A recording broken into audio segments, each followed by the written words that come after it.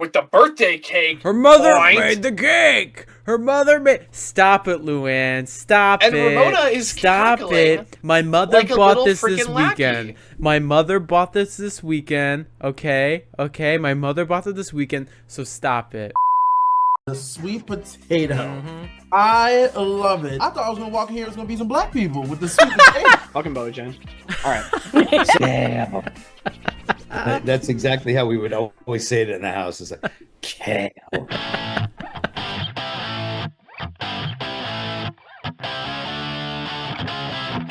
Sweet taters.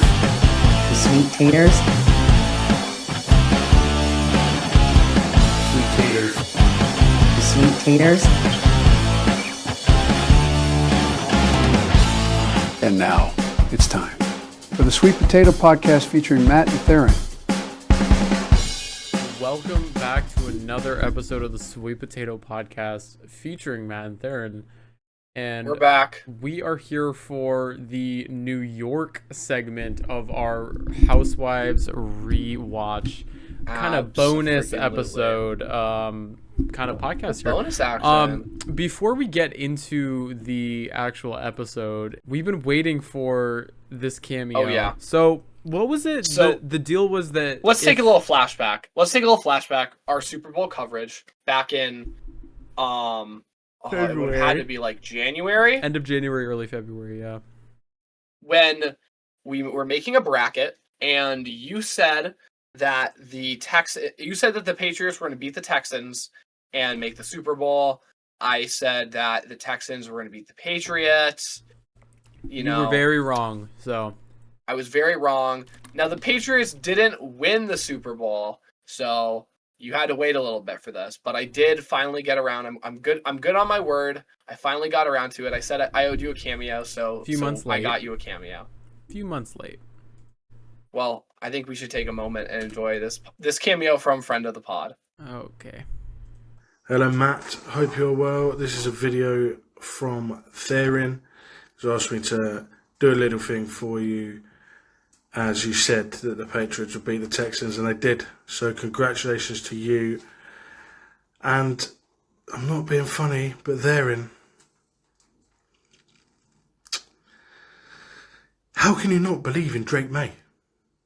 I know they didn't win the Super Bowl, but come on, Drake May, he's incredible. You must believe in Matt more, and I'm sorry that he doesn't believe in you, Matt. It's not a great friendship if he's not believing you. I know. Make sure he does believe you next time. Been saying it in years. Anyhow, big up the Sweet Potato Podcast as well.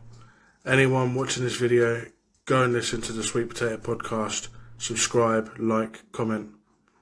Safe. Can I ask who this is?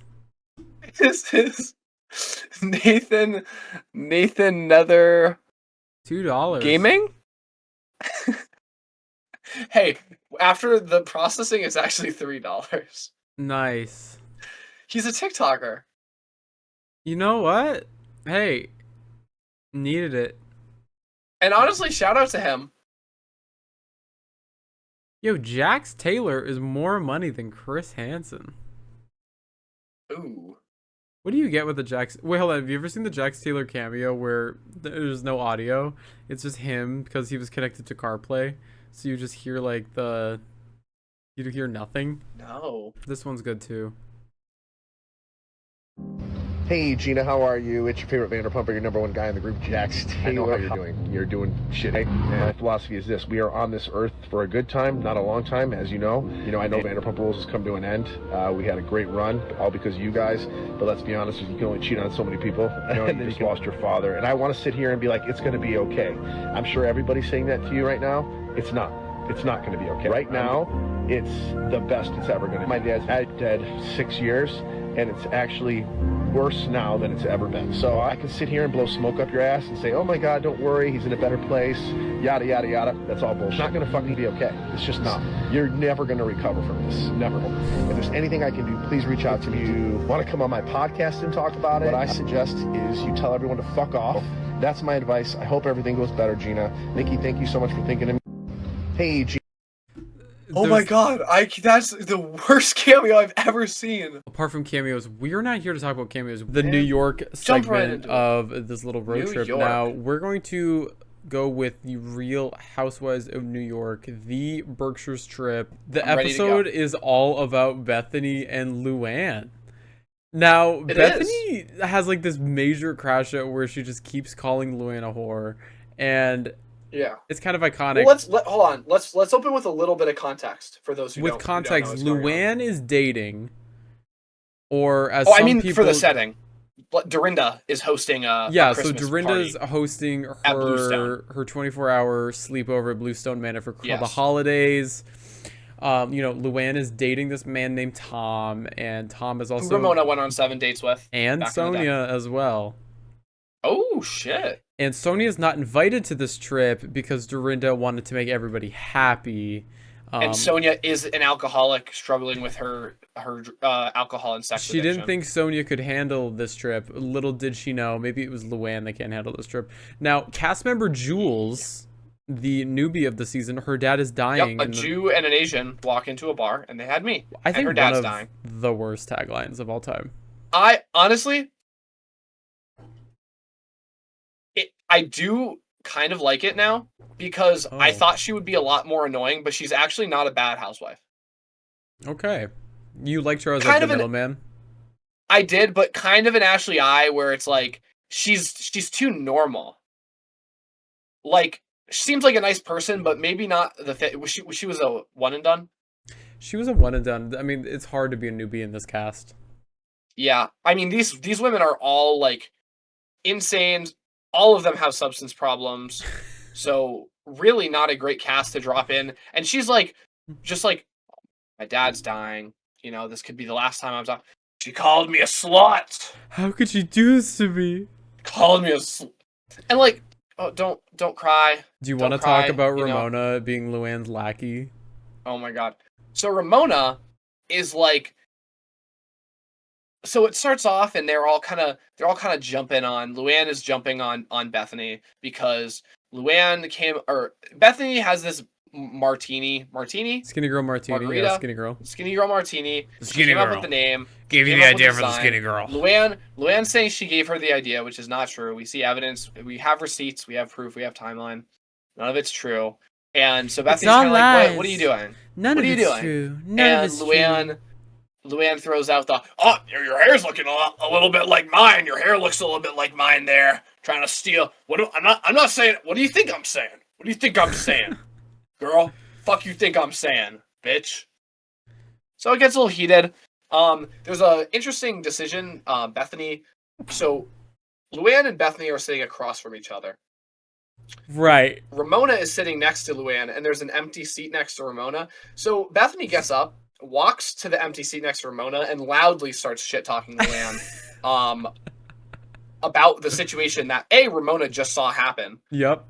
So don't really know why she needs to tell her. And also, Luann is right there. But again, Facts. Luann is being extra, so I'm going to kind of still side with Bethanny here. Pretty crazy stuff, though.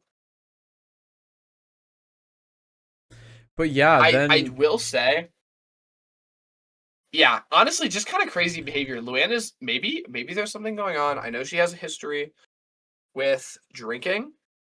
listen, I'm a Luann apologist. She can do no wrong. Radziwill walked in, and Radziwill's very upset because she does not want to be in the same house as Luann.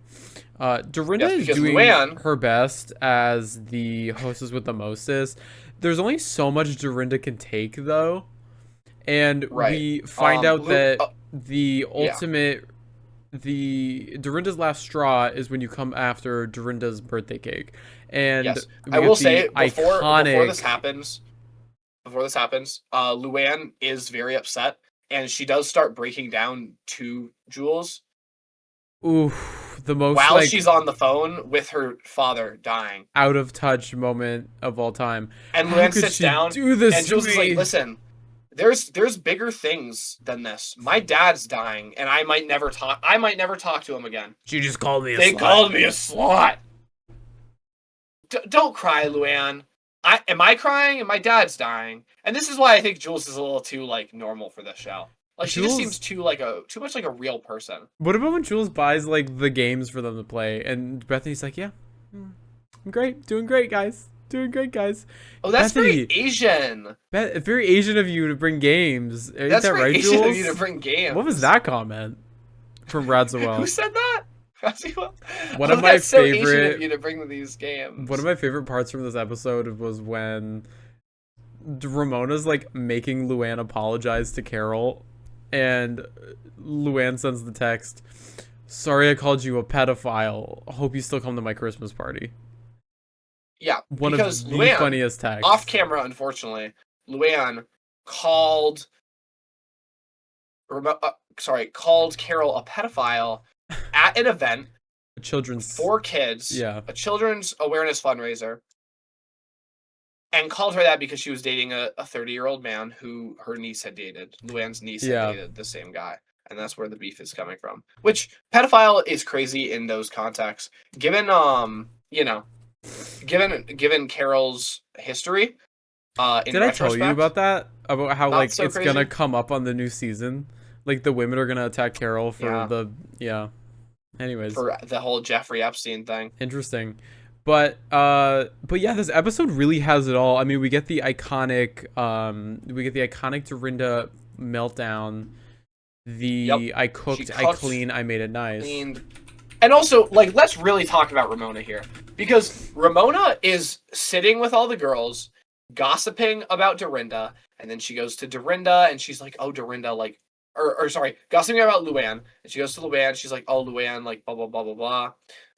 And then she goes back and she's up there in the room gossiping with them, and then her and her little dog shitting everywhere in Dorinda's house, and freaking Ramona goes down to Luann, and Luann's like, "Oh, we are for her birthday, and it's not her birthday with the birthday cake. Her mother made the cake. Her mother made. Stop it, Luann. Stop it. And Ramona is Stop it. My mother like bought this lackey. weekend. My mother bought this weekend. Okay. My mother bought it this weekend. So stop it. You can come after my kids. You can come after my decorations, but do not mess with Diane St. Colin's birthday cake. When it comes to my mother, you don't go there. It's just like just the way, like just all of the events that led up to that. It's great. Like when you rewatched the episode, I started going, yeah, valid crash out. Honestly, yeah, I'd be fucking livid if I was Dorinda. Dorinda honestly should have gotten more mad. Dorinda should have kicked Lou out. Kicked Luann out. Because here's the thing. She does later in life, but this woman is over here, and she's yelling in this guttural voice, mocking Dorinda, being rude, being disrespectful. Luann is like in this moment, in this episode, in this whole arc, Luann is like the bully. She's like the bully in a Disney high school like movie, right? She walks in with her little lackey. She's taller than everyone. That fucking fur snaps vest her fingers too. As she walks. And she gets in their face and she goes, You just run away with your little your little hair, you little bitch. Like, what are we doing? She calls Carol a pedophile, and then she's sitting there, and Ramona is like, "Oh, I'm just trying to help defuse the situation." Ramona's like, "Oh, send her a text and say, "Oh, I'm sorry for calling you a pedophile." Blah, blah, what about during like, that's obviously not. What about during Dorinda's crash out when Ramona's trying to defuse the situation and she physically like pulls Luann's body? Oh, she grabs Luann and starts slapping her ass. And don't get me started on the apology text that Ramona tells Luann to send to Bethanny. Because Ramona says, "Oh, text Bethanny." Luann's like, "Oh, I wasn't saying she stole a Skinny Girl martini from me. She just misunderstood." And Ramona goes, "You know what? Yeah, text Bethanny. I'm sorry. Like, I'm sorry that you misunderstood what I was trying to say." The singer stinger.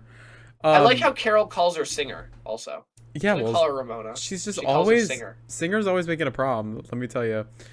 No, this episode really does have it all. Mention it all, Bethenny. Really mention it all. Like, it has everything. It really does have everything. It has. I want to do like a little kind of overall because we did this with the last episode. Yeah. Like, the casting here is great. Yeah, we have Jules, which Jules is absolutely bringing it this episode by just like trying to talk to her dying father. Well, speaking of and Jules, she's dealing gonna with all this shit. Jules is gonna make an appearance on The Golden Life, Oh, really? which is the show with like all of them. Yeah, Jules and Where they're in a Margaret nursing home, Josephs. yeah. Jules and we made this nursing home analogy last episode, but Because it's true for New York too. but yeah, no. I think Margaret Josephs and Jules are gonna have dinner with like Sonia and Lou and like that. I'm down. Yeah, I mean, we've got this episode has Sonia not present, which I think is for the best. Sonia gets at this vaginal moment. rejuvenation. Right. That does happen. Yeah. We have Luann absolutely being a menace, like just ripping into everyone for no reason. Clearly inebriated. She's a little red in the face here. What's your opinion so rude on Bethenny's kind of crash out? I actually like Bethenny. Yeah. I kind of like that. And it's interesting because her and Carol talks a little bit about how she's like, I agree with what Bethany's saying. I don't like how she says it. Yeah. I do like how she says it. Yeah. You know what? Luann is a fucking whore or a slut or whatever she called her. She's a fucking slam pig, right? Luann is a slam pig. Luann is a slam pig. And honestly, I think we should bring back I hope Rhode Island normalizes housewives calling each other slut, slam pig, whore, like nasty terms like that. Because I think that's important. I think that's really important to have on my TV screen. Genuinely. Okay. I like this. I like so I your agree little with Bethenny. campaign. That's the point. Is I agree with Bethenny. You have the same hairdo. Copy my hair, bitch. Like what's funny. They actually don't. Is the other thing. They don't have the same hairdo. It's close. It's close, but it's a side. We're looking at a straight middle part with a bang versus a side part. Yeah. Wherever Bethenny went. I don't know. I think with feathering. Bethenny has feathering. Luann doesn't, and honestly, Bethenny's looks way better. If I'm going to be totally honest. You know, this episode's one of my favorites because first of all, I love a themed episode. I do watch this every Christmas Eve. You know how you may watch National Lampoon's Christmas Vacation? I watch this episode every Christmas Eve. Of course. I find it's like listening to the Jax Films Thanksgiving song every Thanksgiving. Yeah, it's nostalgic. This episode's very nostalgic for me. You know, a lot of people are like, "Oh, I never got into New York. I don't like the ladies." But like, this is one of the episodes that I will show people. Yeah, like you. For example, like this is one of the episodes which like, and now, like you said, you were excited to watch OC. Now I'm excited to low-key watch The Golden Life because I kind of miss just their antics. I miss their old lady antics. Right? Like, you gotta listen. New York is a tough nut to crack. Yeah. But right around here, season 8, right? Season 8, because is this Dorinda's first season? Second. Or is that 7? Second season. Okay, so season 7, because does Dorinda? Who does Dorinda replace? Aviva? I believe so because season 7 is when Hala was still on the. No, Hala was on the show with Dorinda. Because they showed the clip where Bethenny was crying. At Dorinda's and Jules the year replaces Heather. Correct. So season 8. So come in season 8. No Heather Thompson. No That's her Hala. name, right? Heather yeah, Thompson. Hala's not no there. Hala. Genuinely, I think actually the worst housewife of all time. Wow. I firmly believe she's the worst housewife ever. Well, I think we have to do that list. We're gonna have to do that list one day.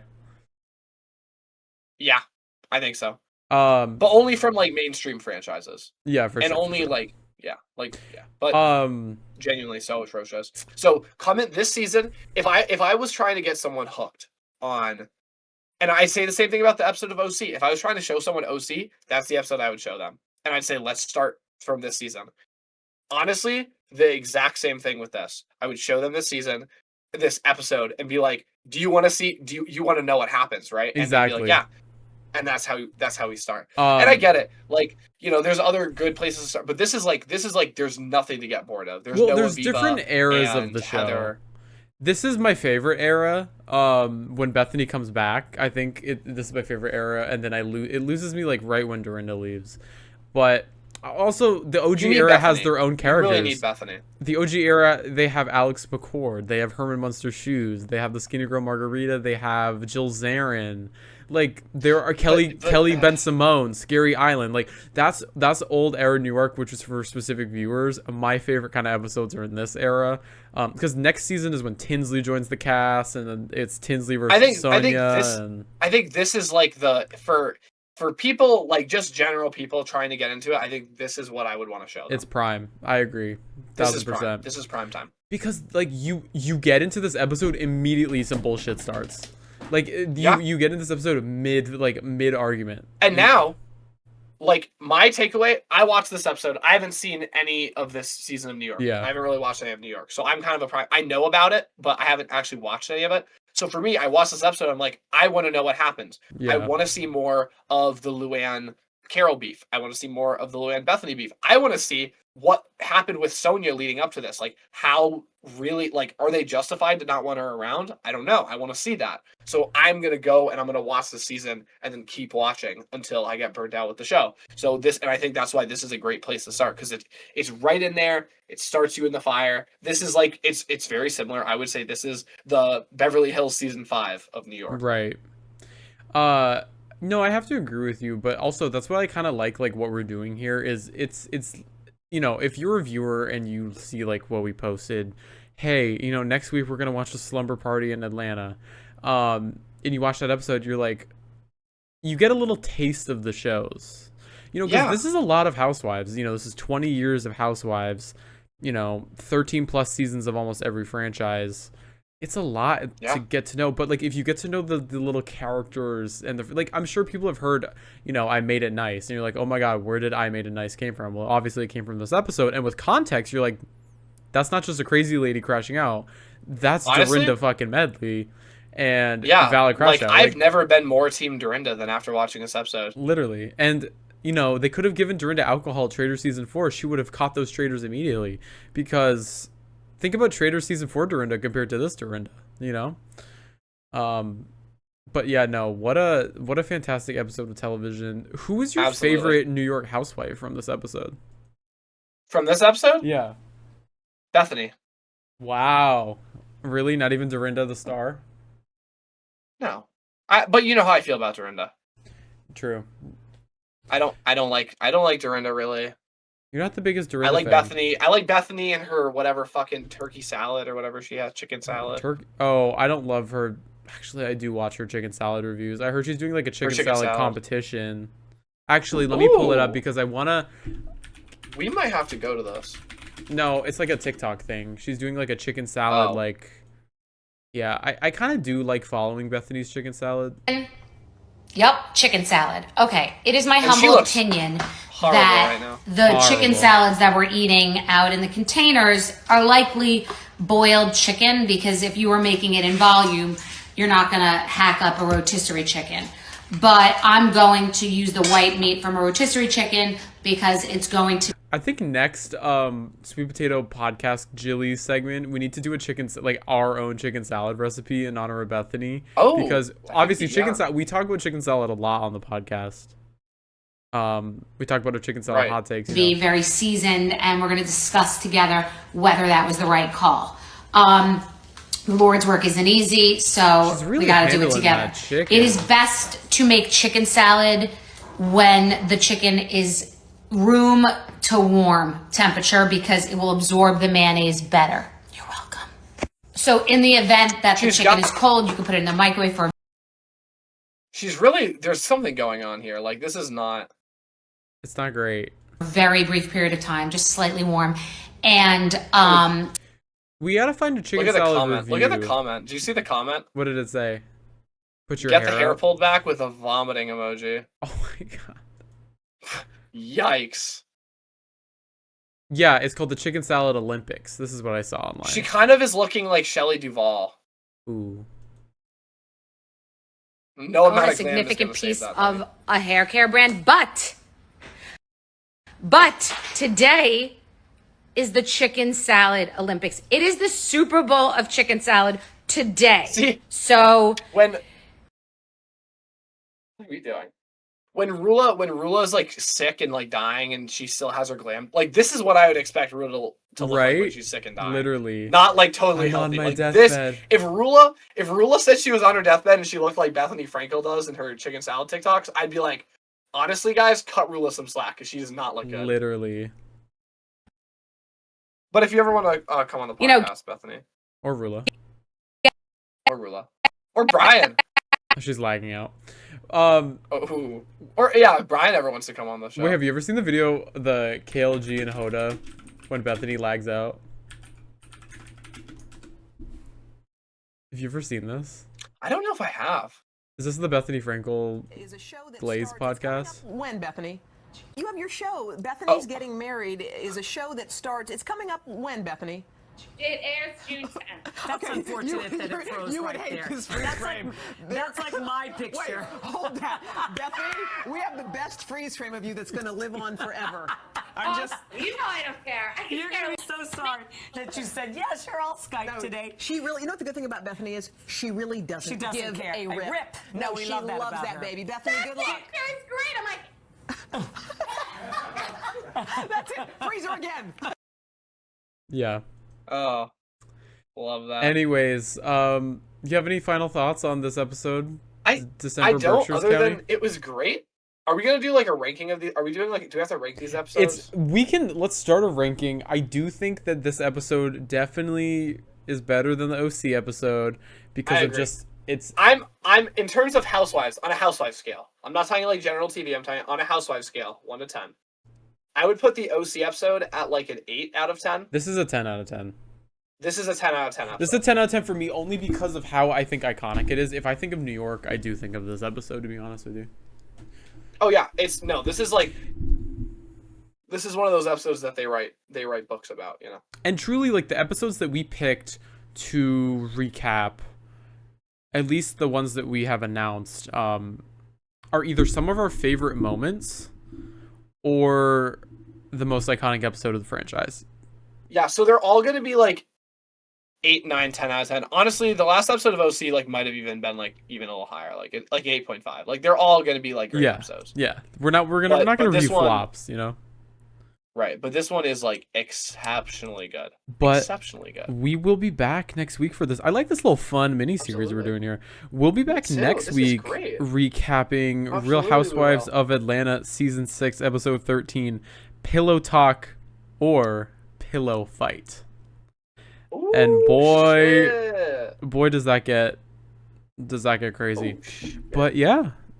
See you all next week. Goodbye. I'm on my deathbed.